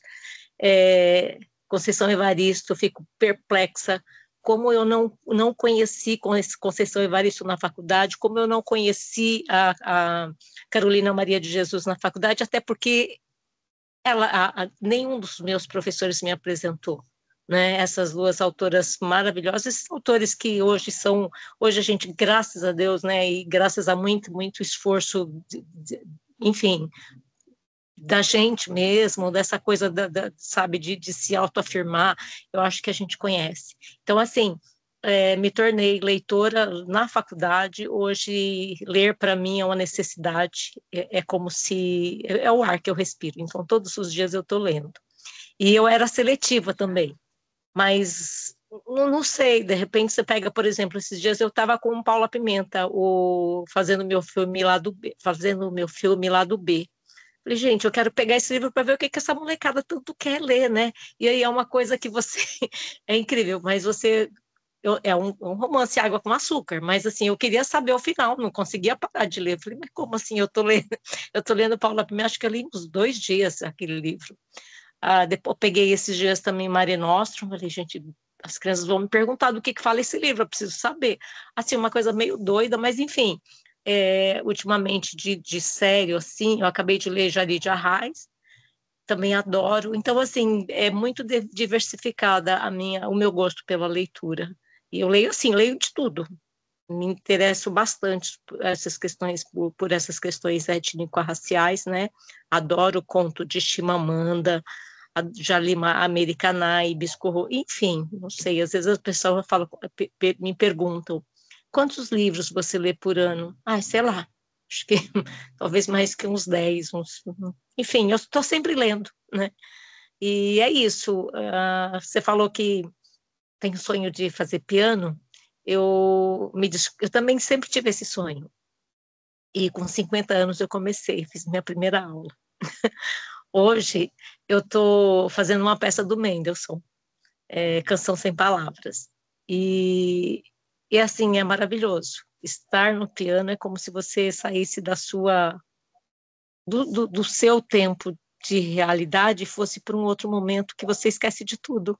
É como ler, né? Então, eu digo que eu tenho 4 paixões. Eu me meto também a costurar. Costurar é uma das minhas paixões, as plantas, os livros e o piano. São essas 4 paixões que me movem, né? Então é isso, eu acho que a gente, sei lá, de repente não aprendeu, não adquiriu o gosto pela leitura na infância, né, na adolescência, acho que não tem essa de se desesperar, acho que qualquer momento é momento, né? Eu dei aula para EJA uma vez e um senhor, ele virou para mim e falou, professora, eu descobri Machado de Assis pelas suas mãos. Aí você já imaginou você ter uma pessoa da EJA que veio estudar super tarde, de repente falar para você de Machado de Assis? Eu falei, gente, isso não tem preço, né? Já faz um tempo, infelizmente não tenho mais EJA, mas a gente está aí também. É isso. Obrigada, Fernando. Adorei o seu curso também. Eu desejo assim que a gente tenha sempre mais cursos assim, né, Samir? Tá bom? Obrigada. Obrigado, Laura. Adorei, viu? Fiquei empolgado agora para me matricular no piano. Aprenda. Ô, Fernando, e se me permite... Vamos ouvir agora a Carla. Fernando. Oi, pode falar, Samir. Perdão, Carla também, né? Já vou passar a bola. Eu não sabia que a Laura ia falar sobre isso, né? Quando você comentou do Thiago, né? Falando do piano lá de SME, a Laura, antes da pandemia, faz alguns anos atrás, né? A gente tinha muito curso à noite lá em SME, no auditório, né? E a Laura era uma que antes de entrar na sala, né, do curso, ia lá pro piano, a gente ouvia ela tocando lá fora e falava, opa, a Laura chegou pro curso, né? Olha só, tá vendo, Laura? Marcou os encontros presenciais. Carla? Oi, deixa eu falar um pouquinho, né? Como eu me descobri leitora. Quando eu era mais nova, ainda na infância, meu pai assinava uma revista que chamava Círculo do Livro, não sei se vocês conhecem, que eram livros de capa dura, tinha Machado de Assis, tinha vários escritores, né? E daí tinha a revistinha da Turma da Mônica, que assinava, tinha da Disney, que era opção. E quando ele assinava, obrigatoriamente, mensalmente, ele tinha que comprar um livro, porque era a regra da revista. Então, eles tinham sempre direito, nós filhos, de comprar um livro também. Então, vinha a revista e a gente escolhia os livros que a gente queria ler. Então, todo mês eu sabia que ia ler pelo menos um livro, porque eu ia escolher da revista um livro para eu poder comprar e ler, né? E depois disso, acho que a minha vida sempre foi ser leitora, porque eu compro o livro, eu estou passando às vezes na livraria, eu vejo um livro e falei, nossa, eu ouvi falar desse livro. Eu passo, dou uma olhadinha, uma folhada, e se eu me interesso, realmente eu compro para ler. Então, isso eu acho muito interessante mesmo. Muito bom, Carla, legal.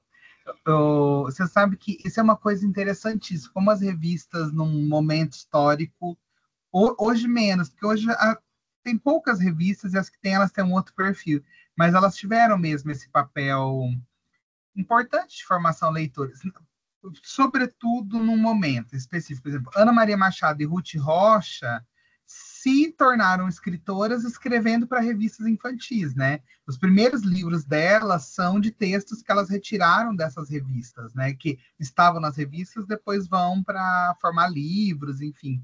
É que hoje a gente tem um mercado muito diferente, né? Que não lida mais com esse tipo de publicação. Assim como os gibis hoje têm uma outra categorização, uma outra característica, alguns resistem, né? Como os do Maurício de Souza, mas é interessante a gente pensar como essa literatura que circula por outros suportes, elas tiveram um papel importante, né, num dado momento, mas hoje esses suportes existem poucos, né? Eu não sei, Samira, salas de leitura, será que tem esses materiais, assim? Eu estou dizendo isso porque as salas de leitura são antigas, né? Algumas salas têm acervos antigos, né? Talvez algumas ainda tenham, né, revistas, não sei se em outros momentos isso compôs os acervos, né, das salas de leitura, né? Até porque também as revistas, de um modo geral, né, Carla, que foi leitora, mas outros que foram, elas têm uma característica menos perene, então talvez também isso em algum momento entrou no conjunto de material de descarte, né? A gente sempre que fala de descarte, a gente fica sempre muito apreensivo em escola. Eu sabia que temos um pé na história, a gente sofre um pouco com essa coisa do descarte, né, Samir? Você sabe que, inclusive, a gente sempre reforça isso nas formações, né? Que o desfazimento, quando se desfazer de um material, né? Porque o fato de um material ser antigo não significa que ele é um material antiquado, anacrônico, né? Então, a gente orienta quando desfazer e o porquê, nesse sentido mesmo, porque é uma judiação, às vezes, se perder um livro que não tem nem reedição, né? Que pode e deve estar ali no acervo, né? Mas muito legal, é muito, muito bacana, assim, ó. Eu acho que as experiências, né, que vocês vão contando de como se formaram leitores ou de como isso impacta a prática de vocês, né, é muito bacana porque, primeiro que vocês estão todas e todos num lugar muito estratégico, né, de possibilidade de trabalho com formação de leitores. Não que outros professores não estejam, mas eu acho que vocês estão num lugar muito privilegiado, assim, e ao mesmo tempo de muita responsabilidade, né? E é isso, eu acho que a gente precisa desmistificar essa ideia de que, nossa, só pode se formar leitor, claro, né? Só pode formar leitor aquela pessoa que nasceu num berço de livros. Eu acho que não, né? A gente pode formar leitores desde que a gente esteja nesse movimento de também formar esse leitor, né, pelas experiências que tivemos, pelas dificuldades, né? É isso, muitos de nós temos muitas dificuldades, né? A gente vive numa sociedade em que, para muitos de nós, é mais tentador, né, mexer no TikTok do que ler um livro. E é isso, essa é a concorrência do momento, né? Mas isso não significa que a pessoa, quando ela resiste à tentação e ela lê um livro, ela não consiga vivenciar essa experiência. E aí eu queria, para a gente encerrar, né, nosso encontro, nossa formação, esses 4 encontros, essas 4 terça-feiras que nós passamos juntos, eu espero que seja um livro não conhecido de todos, mas obviamente será conhecido de muita gente. Eu nunca tenho expectativa de trazer nada desconhecido, porque isso eu sei que é impossível na rede de São Paulo, mas que é um livro que eu acho que tem uma história linda, assim, e tão profunda para a gente pensar, que eu gostaria que a gente ficasse pensando sobre ela, né, a despeito do curso se encerrar hoje. Que é esse livro da Agnes de Lestrade e da Valéria do Campo, que é A Grande Fábrica de Palavras. Imagino que grande parte de vocês conheça, deva ser acervo, né, das salas de leitura, é um livro da Letria. Então, vou ler para vocês, tudo bem? Para a gente encerrar o nosso encontro, porque eu acho que ele é uma linda metáfora para a gente pensar sobre o que nós conversamos essas 4 semanas. Existe um país onde as pessoas quase não falam. É o país da grande fábrica de palavras. Nesse estranho país, é preciso comprar as palavras e engoli-las para poder pronunciá-las. A grande fábrica de palavras funciona dia e noite. As palavras que saem de suas máquinas são tão variadas quanto a própria linguagem. Existem palavras que custam mais caro do que outras. As palavras falam muito pouco, as pessoas falam muito pouco essas palavras, ao menos que elas sejam muito ricas. No país da grande fábrica, falar custa caro. Quem não tem dinheiro, às vezes cata palavras nas latas de lixo, mas essas palavras são sem graça. Tem muito cocôzinho de cabrito, pum de coelho. Na primavera, podem comprar palavras em promoção e levar para casa um monte de palavras baratas, mas quase sempre essas palavras não servem para grande coisa. O que fazer com ventríloco, filodendro? Às vezes, é possível encontrar algumas palavras no ar. Quando isso acontece, os meninos correm com suas redes de pegar borboletas e ficam orgulhosos de poder dizer algumas palavras a seus pais à noite no jantar. Hoje, Filéias pegou 3 palavras com sua rede.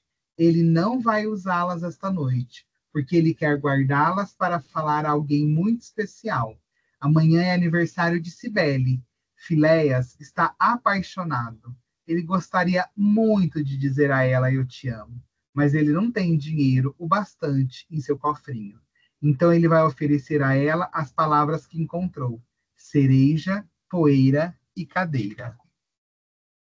Cibele morava na rua ao lado. Filéias bate em sua porta. Ele não diz bom dia, como vai você, pois não tem essas palavras guardadas. Em vez disso, ele sorri. Cibele está com um vestido vermelho cor de cereja. Ela também sorri. Atrás dela, Filéias vê Oscar. Oscar é seu maior inimigo. Os pais dele são muito ricos, mas não é por isso que Filéias o detesta. Oscar não sorri. Ele fala para Cibele: eu te amo com todo o meu coração, minha Cibele. No futuro, eu tenho certeza, nós vamos nos casar. Isso deve ter custado uma fortuna, pensa Filéias. Cibele sorri sempre, mas Filéia não sabe para quem é o seu sorriso. Nos olhos de Oscar há muita segurança. Minhas palavras são muito pequenas, pensa Filéias. Ele inspira profundamente e, sobretudo, pensa em todo o amor que tem no seu coração. Em seguida, fala as palavras que pegou na sua rede. As palavras voam para Cibele. Elas são como pedras preciosas. Cereja, poeira, cadeira. Cibele não sorri mais, apenas olha para Filéias. Ela não tem palavras guardadas, então chega devagarzinho perto dele e dá mais um beijo doce no seu rosto. Filéias tem apenas uma palavra a mais para dizer. Ele a encontrou há muito tempo em uma lata de lixo, entre centenas de cocozinhos de cabritos e puns de coelho. Ele ama muito essa palavra, por isso aguardava para um grande dia. E esse grande dia chegou. Olhando nos olhos de Cibele, ele diz: mais! E a história termina.